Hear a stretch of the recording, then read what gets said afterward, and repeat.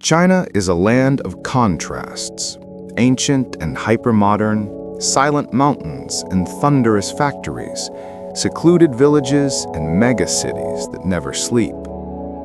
To truly understand China is to peer into the threads of history, power, culture, and ambition woven across millennia.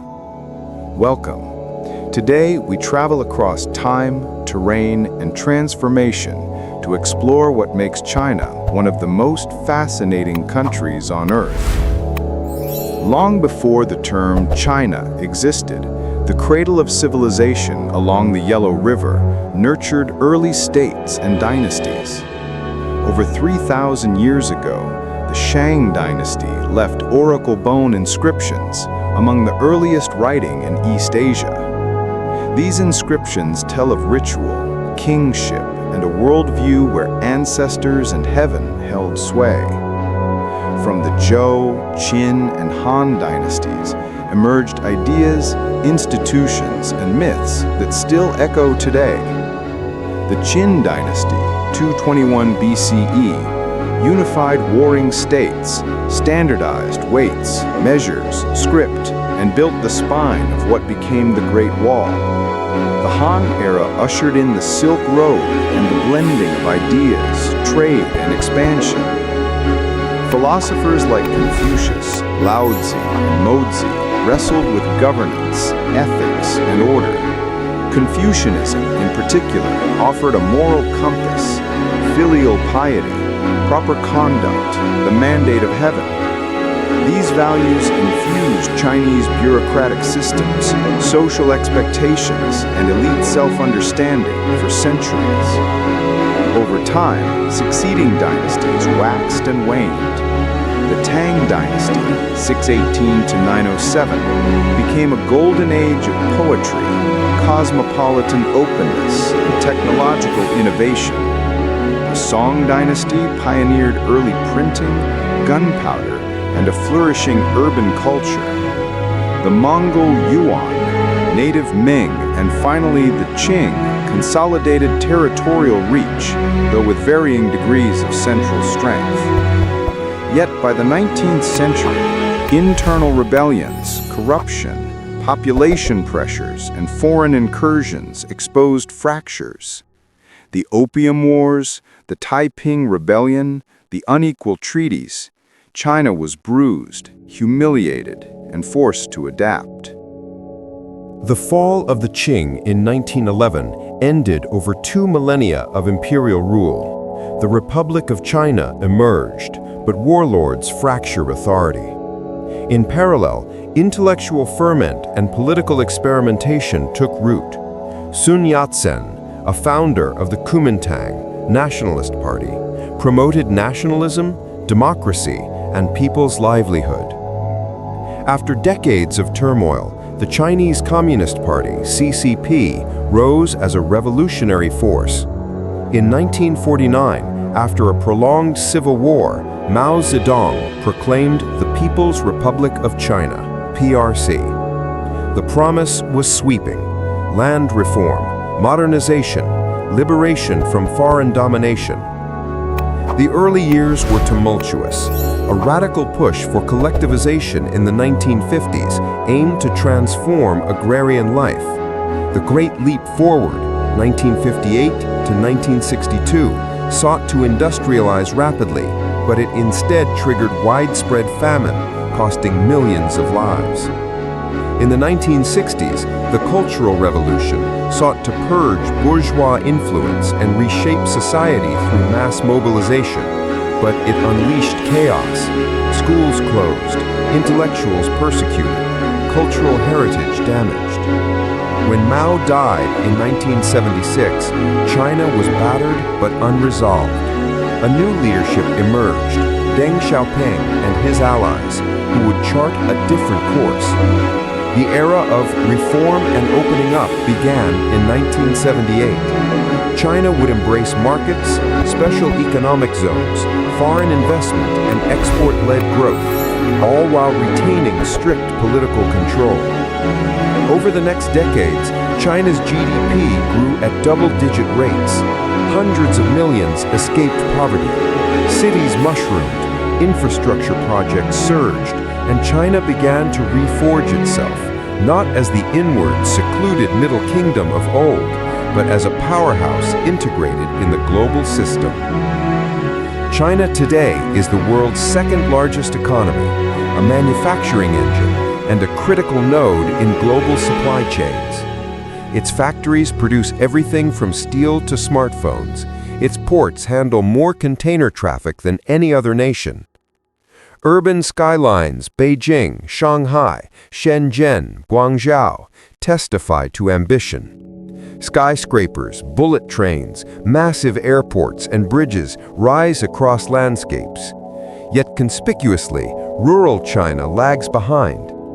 The government grapples with inequality between coast and interior, urban and rural, haves and have-nots. Chinese society is shaped by the hukou system, household registration, which ties many rural migrants to their hometowns for social benefits. Education is fiercely competitive. The Gaokao, National College Entrance Exam, looms over millions of youth.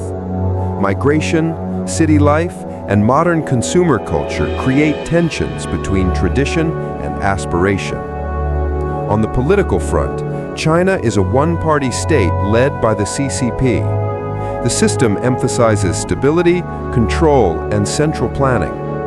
Over recent years, under Xi Jinping, the party has tightened ideological control, merged party and state organs, and emphasized common prosperity while cracking down on dissent.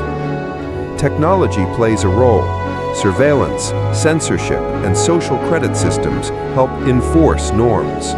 China's foreign policy is assertive. Belt and Road Initiative, or BRI, invests in infrastructure abroad.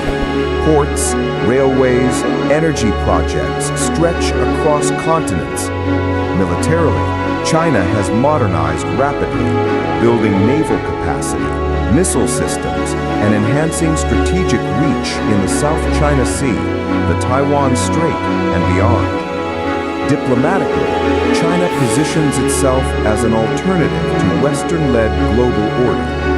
At the same time, China must manage headwinds, demographic decline, debt burdens, environmental strain, social unrest, and global pushback.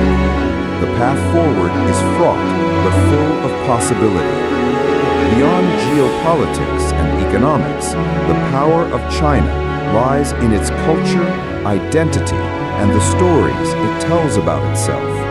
Language and script unify.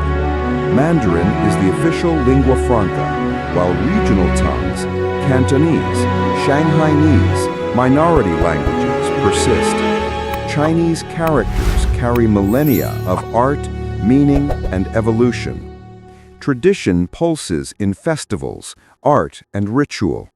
Lunar New Year, Mid-Autumn Festival, Dragon Boat, these link millions across time. Opera, calligraphy, tea culture, martial arts, the philosophy of balance between yin and yang, all remain alive, reinterpreted in modernity. Film, music, literature, and pop culture increasingly travel abroad. China's film studios challenge Hollywood in scale. Streaming services create new exports. Tourism, Confucius institutes, cultural diplomacy aim to spread narrative and influence. Yet Chinese identity is not monolithic. Ethnic minorities, Uyghurs, Tibetans, Mongols, Zhuang, Miao, and others maintain distinct languages, faiths, and customs. Relations between them and the Han majority are often delicate, shaped by assimilation, development, and control. Generational shifts matter. Younger Chinese, born in a more prosperous era, balance pride in national rise with frustrations over limited freedoms, stress, competitive pressure, and the constraints of state power.